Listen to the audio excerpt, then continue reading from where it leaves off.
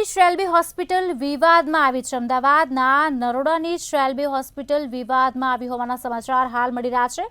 આપને જણાવી દઈએ, શેલ્બી હોસ્પિટલ વિવાદમાં આવી દર્દીના મોતના પગલે પરિવારના હોસ્પિટલ સામે આક્ષેપો થઈ રહ્યા છે।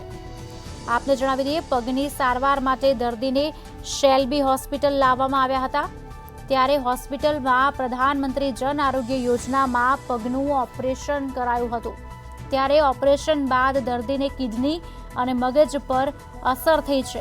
આપને જણાવી દઈએ, સમાચાર ડોક્ટરની બેદરકારીથી દર્દીનું મોત થયું હોવાના આક્ષેપ થઈ રહ્યા છે।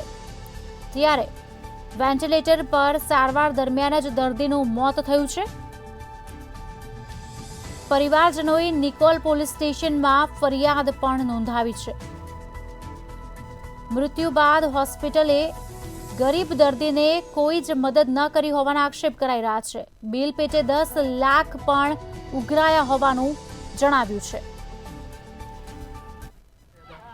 8/11/2024 રોજ અને તેમને રિપોર્ટો કાઢ્યા, તમામ રિપોર્ટો નોર્મલ આવે। ડૉક્ટરે અમને સજેસ્ટ કર્યું કે ભાઈ તમારે જે પગની બંને પગોની નસ બ્લોકેજ છે, તમારે ઓપરેશન કરાવવું પડશે। અમે સહેમત થયા, ડૉક્ટરે અમારી સહી લીધી, મેં સહી કરી આપી। 12/11/2024 રોજ અમારું ઓપરેશન કર્યું। સવારે 12 વાગે દાદાનું ઓપરેશનમાં લઈ ગયા, 5 વાગે દાદાને ઓપરેશનમાંથી બહાર આપ્યા। પછી ડૉક્ટરને 3 કલાક રહીને દાદાની પરિસ્થિતિ ખૂબ અત્યારે ગંભીર, શ્વાસ અન્ય તકલીફ થવા માંડી, એટલે પાછા એમને ઓપરેશન થિયેટરમાં લઈ ગયા અને 1 વાગ્યા સુધી 12:30 1 વાગ્યાથી લગભગ ઓપરેશન ચાલ્યું।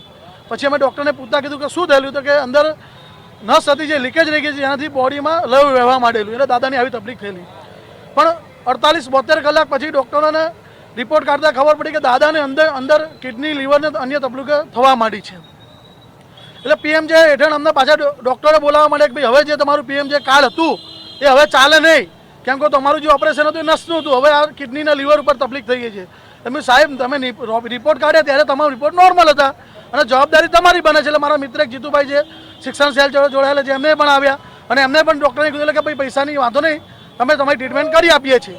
એટલે સતત પછી દાદા ભાનમાં ના આવે, 22 તારીખના રોજ દાદાની પાછી મગજની સીટી સ્કેન કરવામાં આવી અને 22 તારીખે ખબર પડી ડૉક્ટરોને કે દાદાને મગજનો લખવો છે।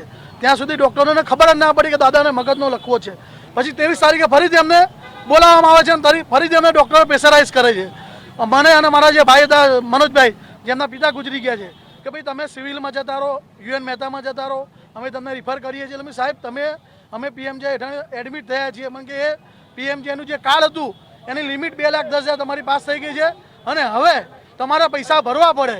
એટલે મેં સાહેબ, અમે ગરીબ માણસ છીએ, આજે માણસો આવેલા એ જંગલ વિસ્તારમાંથી આવ્યા માણસો, જે પૈસા ના હોય સાહેબ, એટલે અમે ઘણી રજૂઆત કરતા એ લોકોને ભાઈ અમે મીડિયા મિત્રોનો સંપર્ક, એટલે એ લોકોના ડરના હિસાબે એ લોકોએ કીધું સારું વાંધો નહીં, અમે ટેકલ કરીએ છીએ। પણ એ પૈસા ના મળતા એ લોકોએ દાદાની બેદરકારીના કારણે દાદાની મૃત્યુ થઈ।